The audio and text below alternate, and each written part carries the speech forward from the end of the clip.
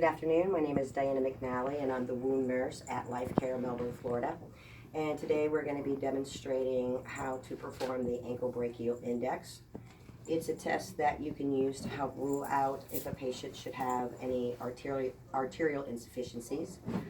Sometimes you may have a patient that complains of pain in their lower leg, their calf, where it radiates up to the buttocks and the hip, and it's therefore relieved by elevating that leg and resting for a period of time.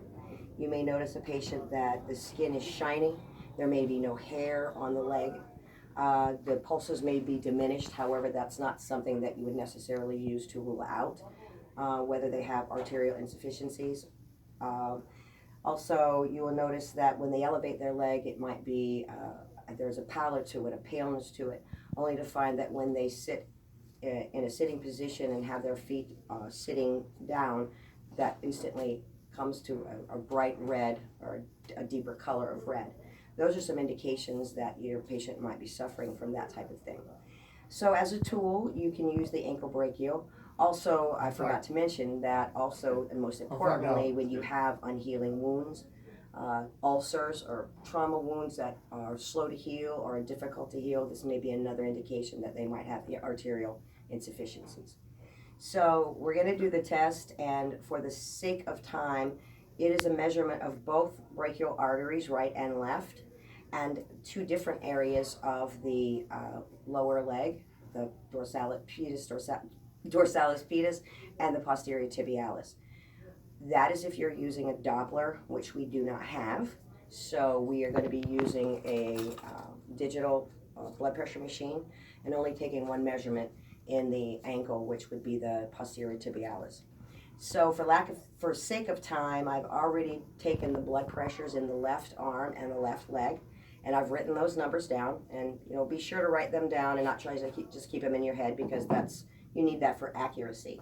So we're going to go ahead and do the blood pressures in the left leg and the brachial of the the right, and see what numbers we get so that we can complete the equation. So you want to make sure that the artery index line, when you're doing this, is pointed towards that posterior tibialis for the best pressure method. So we're going to come around like that because it's located here. So you want to try to point it that way as opposed to just willy-nilly. So we're going to wrap that around and get a blood pressure. Now, my patient told me that she already has high blood pressure, and that was indicated when I took her blood pressure.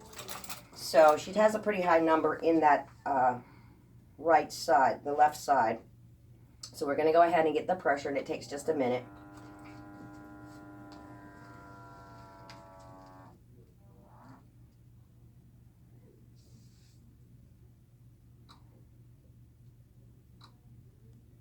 And so once you've achieved both of the pressures, you are going to take the pressure, typically if you had the Doppler, you would take the highest of either the dorsalis pedis or the posterior tibialis, and you would use that number, and you would divide that by the highest number of either one of the brachials, and which I'll explain to you in a minute. Okay, so we're almost there, hopefully. That's the only bad thing about the digital. It takes a little longer. So 194 is the systolic number. So we're going to go ahead and write that down. Turn this off. And on the other leg, I had 195 on the left leg. So we have 194 on the right. So we're going to use that number, and we're going to get the blood pressure. You're doing very well, patient. Thank you. You doing okay? Yes. Alrighty. We need to see about that high blood pressure, don't we? Okay. So we're going to now take the pressure on the brachial. So here we go, sweetie. So we're going to make sure that we line it up right. Hopefully. And get this about right there. Maybe on. You can rest your arm. There we go.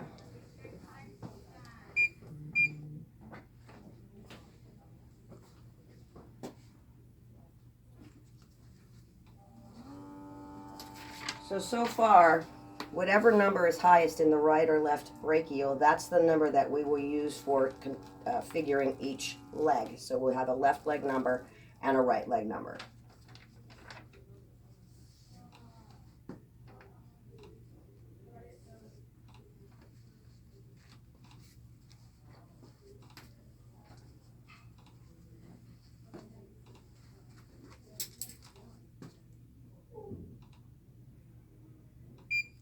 Okay, 157. Okay. So a significant difference there. And by the way, I wanted to mention that your patient should be resting in a supine position for at least 10 minutes. You want to make sure that the room is a comfortable temperature, not too cold where there might be some vasoconstriction. So that's ideally how you want to do it. So 157, I said the number was. Oops. And so our right brachial was 157. And our left brachial was 156. So we're going to use the right brachial number for figuring both sides, okay? So for the left leg, we had 195 over the 157. And for the right leg, we had 194 using the same brachial number, 157. So, unfortunately, we need to stop the video. Are we videotaping? Okay, we had a slight issue that, hey, always have your handy dandy calculator since my video person was using my phone. Okay, so let's get back to it. We have the left leg, 195, over the highest number of the brachial, which was 157. Then we have the right leg, 194, over the highest brachial number, which was 157. So for the left leg,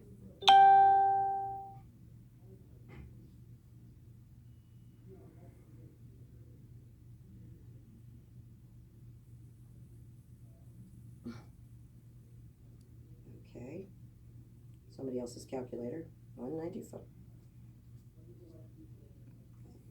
195 I can't get your calculator to work. Is it your gloves? No, it's doing it. It's just, oh, okay. No, that's not it. Wow. Okay, let's try it one more time.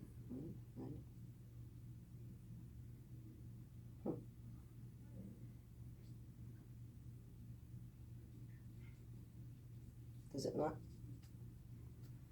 Someone keeps calling you. That's the problem, I think. Oh my God. Okay, can you pause it again? Okay, and we're back. All right, so difficulty in the calculator.